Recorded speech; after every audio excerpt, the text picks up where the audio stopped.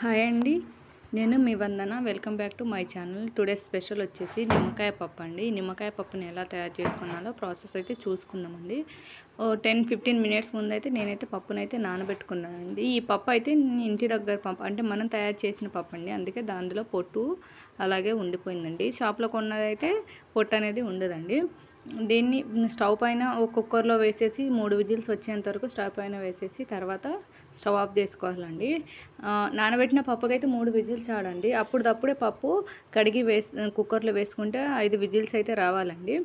ఈ 3 విజిల్స్ వచ్చినాక నేనైతే స్టవ్ ఆఫ్ చేసి మూతను అంటే దాంట్లో ఉన్న ప్రెజర్ అంతా పోయేటట్టు విజిల్ని అయితే పైకి తీసుకున్నా అండి. ప్రెజర్ అంతా పోయిన తర్వాత మూత తీసేసి అందులోకి పసుపు, కొంచెమే కారం వేసుకున్నా అండి. కారం కొంచెం ఎందుకంటే నిమ్మకాయ పప్పులోకి కారం ఎక్కువ యూజ్ చేయరు, ఎండుమిరపకాయలు ఎక్కువ యూజ్ చేస్తారండి. ఎండుమిరపకాయలు ఎక్కువ వేసుకోవాలండి. అందులో తగినంత సాల్ట్ వేసుకోవాలండి. ఈ నిమ్మకాయ పప్పుకి కావాల్సినది ఆవాలు, జీలకర్ర, 3 నిమ్మకాయలు, కరివేపాకు, ఎండుమిర్చి, కచ్చపచ్చ దంచుకున్న వెల్లుల్లి రెబ్బలండి. 3 నిమ్మకాయలు నుండి 2 నిమ్మకాయలు అయితే నేనైతే రసం తీసుకొని ఒక గ్లాసులో అయితే వేసుకున్నానండి. ఒక నిమ్మకాయని అట్నే ఉంచినండి. స్టవ్ పైన కడాయి పెట్టేసి 3 స్పూన్లు ఆయిల్ వేసేసి ఎండుమిర్చి, ఆవాలు, జీలకర్ర,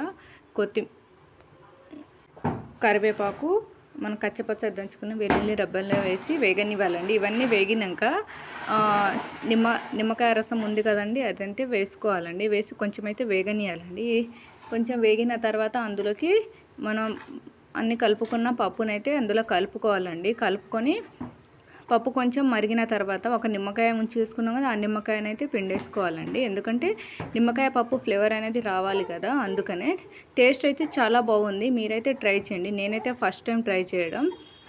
మరిగిన తర్వాత అందులోకి కొత్తిమీర వేసేసి స్టవ్ ఆఫ్ చేసుకొని 10 మినిట్స్ తర్వాత సర్వ్ చేసుకోండి.